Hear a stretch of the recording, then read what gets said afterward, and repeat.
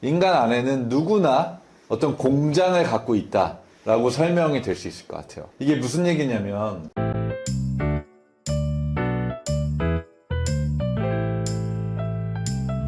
그 모험심을 잃게 하는 여러 가지 요인 중에 이런 문화적인 이야기는 짧게 할 것인데요. 이게 심리적인 거랑 연결돼 있어서 안 할 수가 없어요. 우리 오늘 다룰 어떤 수치심과 두려움이랑 밀접하게 연결되어 있는 관점이기 때문에 지금 포스트 모더니즘 사회의 어떤 중요한 특징 중에 하나가 성공이죠. 그리고 뭐 옛날부터 그랬겠지만 지금 훨씬 더 강화되고 개인주의적이 더 되면서 또 이기적이 되면서 자기 내면에서 자기 답을 찾으려는 이 시대에는 인간을 평가하는 게 더 성공적으로 더 가까이 간 것 같아요. 그래서 우리가 알다시피 직장에서도 그렇고 사회에서 만났을 때 그 사람들을 평가하는 기준은 뭐 예전에도 그랬지만 주요 학력, 일터, 연봉, 부동산 이런 것들에 굉장히 지금 밀도 있게 관심을 갖고 있으면서 성공적인 그 시야로 사람들을 평가하는 시대에 이제 살고 있는데, 이런 전체적인 문화가 물론 스포츠는 항상 경쟁 영역이고 1등 해야 되고 뭐 1, 2, 3등 아니면 알아주지 않는 영역이겠지만 이런 모든 것들이 다 결합되면서요, 우리 스포츠는 여전히 잘해야 되고 성공해야 되고 틀리면 안 되고 4등은 소용없고 여전히 그런 문화 안에 있는 것 같아요. 지금 아니라 그러죠. 올림픽에서 뭐 4등에도 5등에도 박수 쳐주고 이제는 많이 바뀌었어. 그렇지만 실제적으로 겪는 현장에서는요, 그렇게 느끼지 않고요.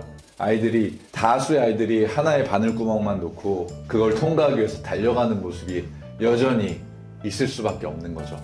뭐 당연한 얘기를, 그 문화가 어떻게 바뀌겠냐라고 당연히 질문하실 거예요. 이 문화, 저도 뭐 열심히 노력하고 있지만 어떻게 뭐 변화가 될지 모르겠어요.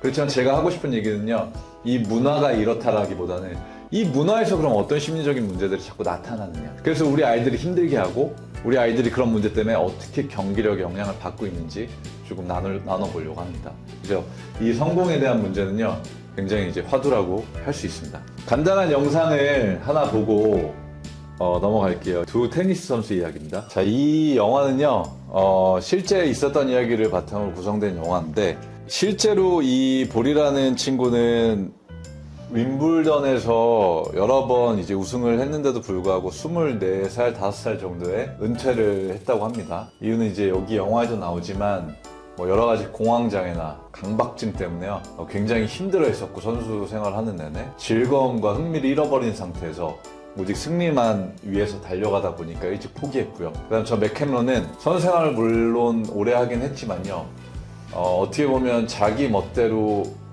인 성격, 그리고 저 친구도 마찬가지로 성공주의적인 성격 때문에 불같이 화를 내고 남들을 좀 막대하고 공감 능력이 없는 모습으로 주변에 이제 인성이 좋지 않다는 평가를 받으면서 주변에 사람이 없었고요.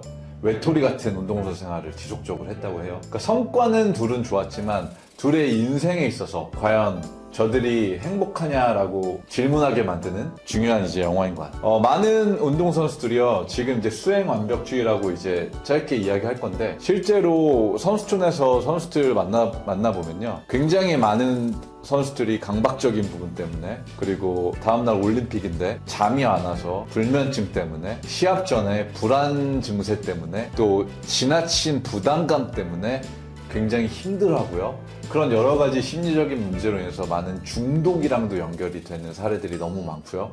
왜냐면 어딘가에 해소해야 되잖아요. 그래서 뭐 알코올 중독, 도박 중독, 이제 이런 것들로 연결이 되고요. 그러다 보면 성공으로 쌓아올린 그 모든 것들이 한순간에 무너지는 경우들, 우리 누군가 이름을 얘기하지 않아도 너무나 많이 발생하는 일들이잖아요. 저 친구 이제 됐어. 이제 끝났어. 성공했어. 근데 어떻게 저렇게 한순간에 무너질 수가 있지? 이런 원인들이요, 이제 오늘 저희가 추적할 내용들이고요. 이 완벽주의랑 밀접하게 관련돼 있는 감정이 아까 이야기한 수치심과 두려움인데요. 그 부분들에 대해서 조금 디테일하게 과연 그게 뭔가에 대해서 좀 다루려고 합니다. 우선 수치심으로 들어가기 전에 우리가 인간의 심리적인 그 메커니즘에 대해서 이해하는 게 조금 필요한 것 같아요. 이거는 제가 심리 도식 치료라는 부분에서 조금 이해하기 쉽도록, 알기 쉽도록 편집해서 갖고 온 것이고요.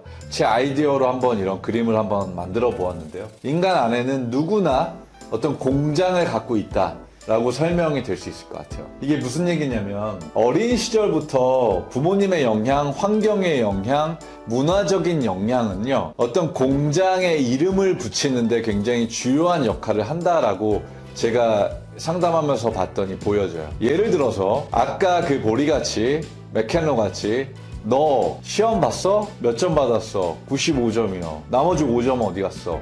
라는 것들을 지속적으로 겪고 뭐 잘 못했을 때 지속적으로 비난당하고 훈계당하고 또 지적당하고 그게 이제 언어적이지 않아도 비언어적인 표정으로 반복적으로 경험을 하다 보면요. 예를 들어서 이제 제가 이제 아이스하키 선수 출신이지만 요즘 아이들 같은 경우에도 시합을 끝나고 부모님이 보통 차에 타잖아요. 부모님 차에. 그 분위기와 공기를 감지하는 거예요. 부모님이 아무 얘기도 하지 않는데요. 너 뭐 오늘 왜 골 못 넣었니? 왜 실수했니? 말은 안 하는데 공기가 이미 냉랭한 거죠. 표정을 보면 이미 부모님이 언짢으신 거예요. 거기서 아 내가 잘 못했구나. 아 내가 잘 못했으니 인정받지 못하겠구나. 아 내가 오늘은 우리 부모님한테 존중받거나 사랑받지 못하겠구나. 이런 것들을 지속적으로 익히면 이런 것들이 어떻게 보면 공장에 이름을 준다는 거예요. 이 공장에서 지금 올라오는 저 흰색 저게 무엇인가요? 매연이죠. 이거를요 심리적으로 봤을 때 제가 오른쪽 위랑 연결시켰는데 공장에서 매연이 올라오듯이 머릿속으로 생각이 반복적으로 공장 이름에 따라서 들게 돼 있는 것 같아요. 그리고 공장에 뒤로 흘러나오는 게 있죠.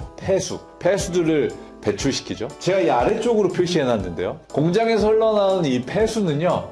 그 생각과 저 공장과 관련돼서 나오는 부정적인 감정들이라고 제가 이렇게 지어놨어요. 이게 뭐 한 번에 이해는 안 되실 건데요. 잘 관찰해보면 지속적으로 어떤 공장에서 어떤 생각을 반복적으로 하고 어떤 감정이 나오는지 관찰해 볼 수 있을 거예요. 제가 지금 대표적으로 스포츠계에서 많이 생기는 공장의 이름은 잘 공장이에요. 잘 공장. 잘해야지. 실수하면 어떡해. 그렇게 던지면 어떡해. 잘 공장이거든요. 이거를 이 공장에 이름이 붙여지면 이제 시합 전에 이 공장이 엄청나게 빨리 가동을 해요. 빠바바바박. 그러면 생각으로 어떤 생각이 드냐면 틀리면 안 되는데 잘해야 되는데 어떡하지 나 오늘 보여줘야 되는데 그러다 보면 힘이 들어가죠 기본적으로. 그러다 보면 감정이 어떤 감정이 들어요? 숨 못 쉬겠다. 부담스러워. 나 오늘 어떡하지?